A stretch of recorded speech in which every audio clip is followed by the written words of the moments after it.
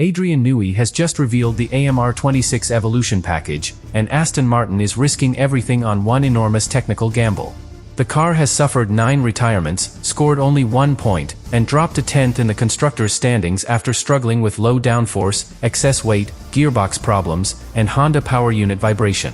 Now Newey is bringing a lighter chassis and gearbox, a new nose, heavily revised aerodynamic surfaces, a modified rear suspension, and a major push toward the minimum weight limit for Hungary. He predicts a large step, but admits Aston Martin simulation tools still cannot be fully trusted. That means this upgrade could rescue the entire Newey project, convince Fernando Alonso to stay, and transform the slowest major team into a genuine threat. Or it could prove the problem was never one bad part. It was the entire concept? Subscribe to the channel. To understand why this AMR26 Evolution package matters so much, you have to look at how badly the original project has gone wrong. Aston Martin did not enter this season expecting to fight at the back.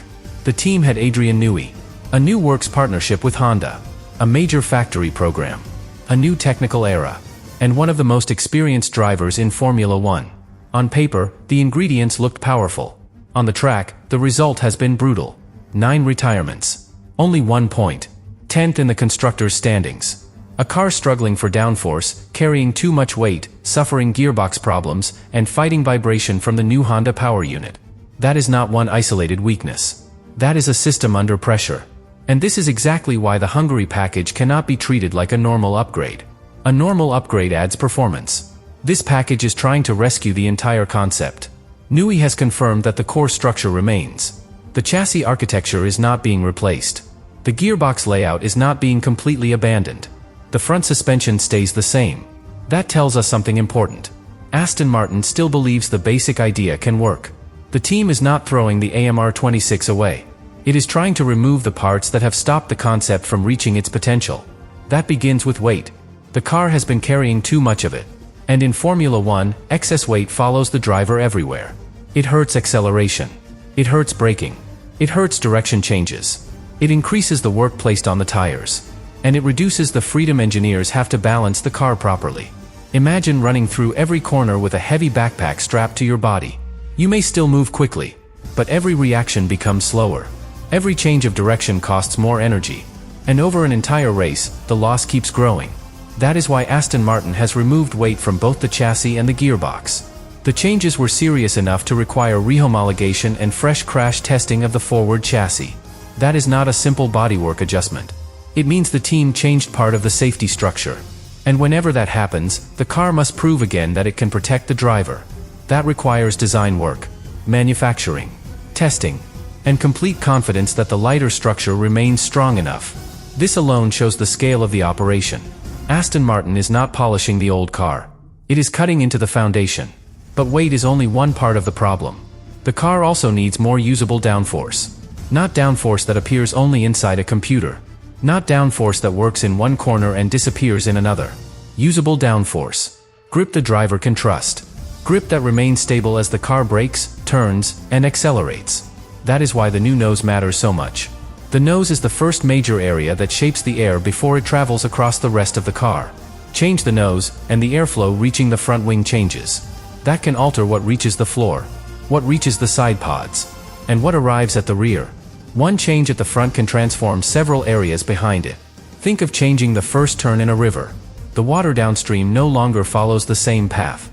That is what Aston Martin is trying to control. The substantially revised aerodynamic surfaces are designed to work with that new direction. Not as isolated pieces. As one connected package. This is central to Newey's philosophy. He has repeatedly focused on the car as a complete system. The front cannot be understood without the rear. The suspension cannot be separated from the airflow. The active wings cannot be treated as independent parts. Everything must respond together. And that is where the original AMR26 has struggled. The ideas may have been bold. But bold ideas only work when the car remains balanced. The front may create grip. The rear may fail to support it. The floor may work in one ride height window, then lose performance when the car moves. The active aerodynamics may change the balance between the straights and corners. And the driver may feel a car that never reacts the same way twice. That is the difference between theoretical speed and usable speed. A fast car on paper can still be slow in reality. Because the driver cannot exploit performance that disappears without warning. And Fernando Alonso has made it clear that Aston Martin needs more than a small improvement. He has already warned that a gain of 3 or 4 tenths over a few races would not change enough if the team remained at the back. That is an extraordinary statement. Most teams would celebrate 3 or 4 tenths. Alonso is saying the gap is too large for that to matter. He wants something bigger. A step that changes the direction of the project. Not one weekend of hope. A genuine shift. That puts enormous pressure on Newey's package.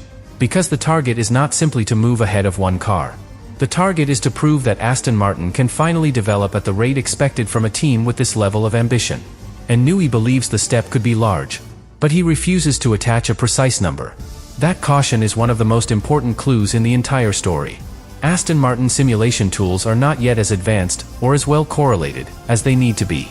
That means the factory cannot predict the real car with complete confidence. The computer may show an improvement. The wind tunnel may support it. Then the car reaches the circuit and behaves differently. That gap between prediction and reality is one of the worst problems a Formula One team can have. Because every upgrade becomes a gamble. Imagine using a map that is almost correct. Most roads are there. But some turns are missing. Some distances are wrong. And every time you trust it completely, you risk getting lost. That is what weak correlation does. It makes development slower. Engineers cannot fully trust which idea is best. They may spend time building parts that never deliver. And every failed upgrade gives rivals another opportunity to move ahead. Newey has admitted that Aston Martin did not invest enough in engineering simulation tools in the past. That failure cannot be repaired overnight. The team is investing now.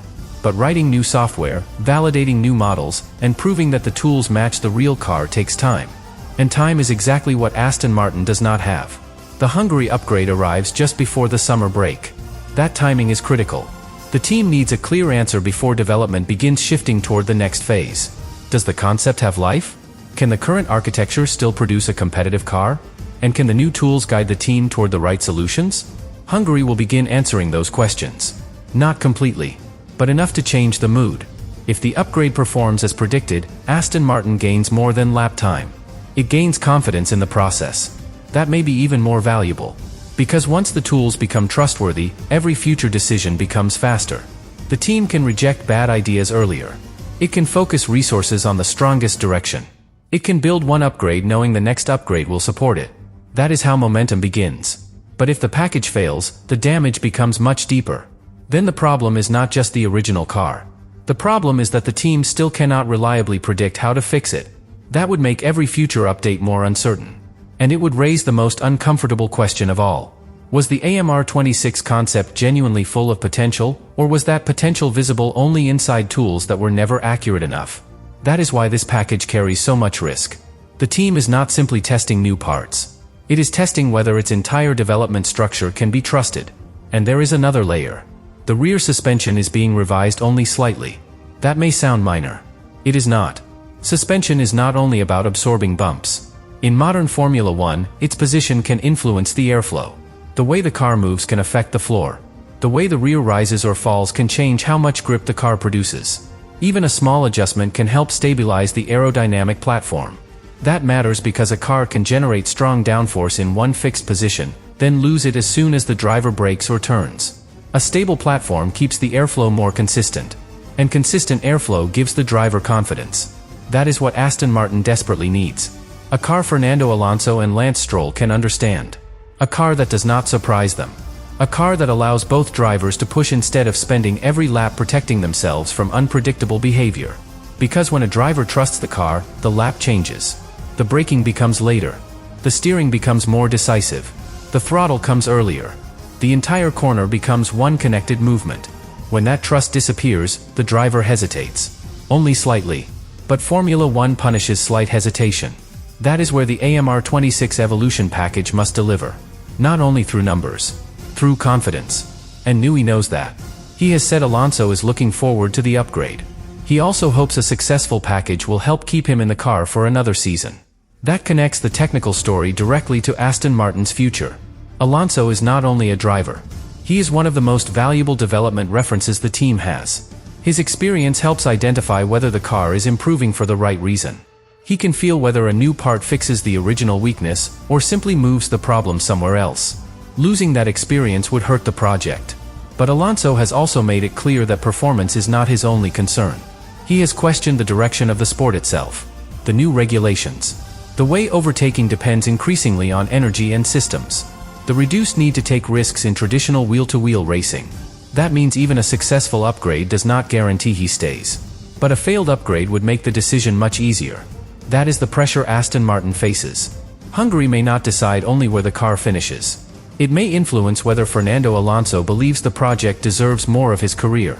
And this is where the AMR26 evolution becomes bigger than one race. Aston Martin is trying to prove three things at once.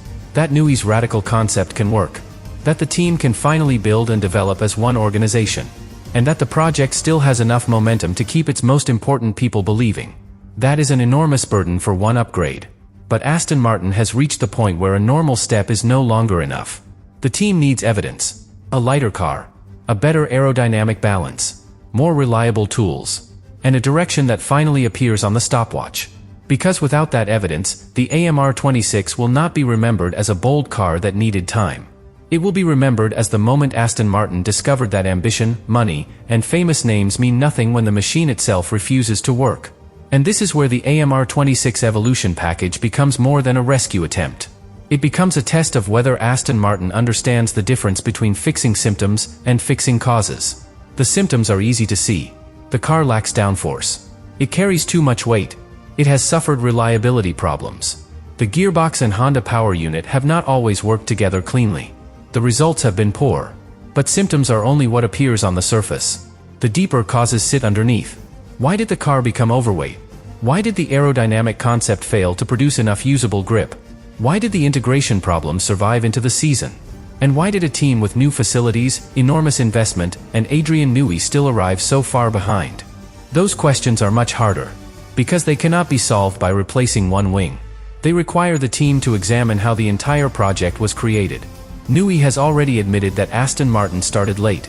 The wind tunnel model did not begin running until the middle of April, months after rival teams had started their own work. That meant fewer development cycles, fewer chances to compare concepts, and fewer opportunities to discover weaknesses before the design became fixed. But the late start was only part of the problem. Newey also admitted that the organization was not operating as one cohesive unit. That may be the most important revelation of all. A Formula One car is not created by one genius sitting alone with a pencil. It is created by departments. Aerodynamics, vehicle dynamics, power unit integration, suspension, cooling, electronics, manufacturing, simulation, trackside engineering. Each group sees a different part of the car. The challenge is making all of those parts support the same idea. When that happens, the car becomes greater than the sum of its components. When it does not, every department may create something individually impressive, while the complete car remains slow.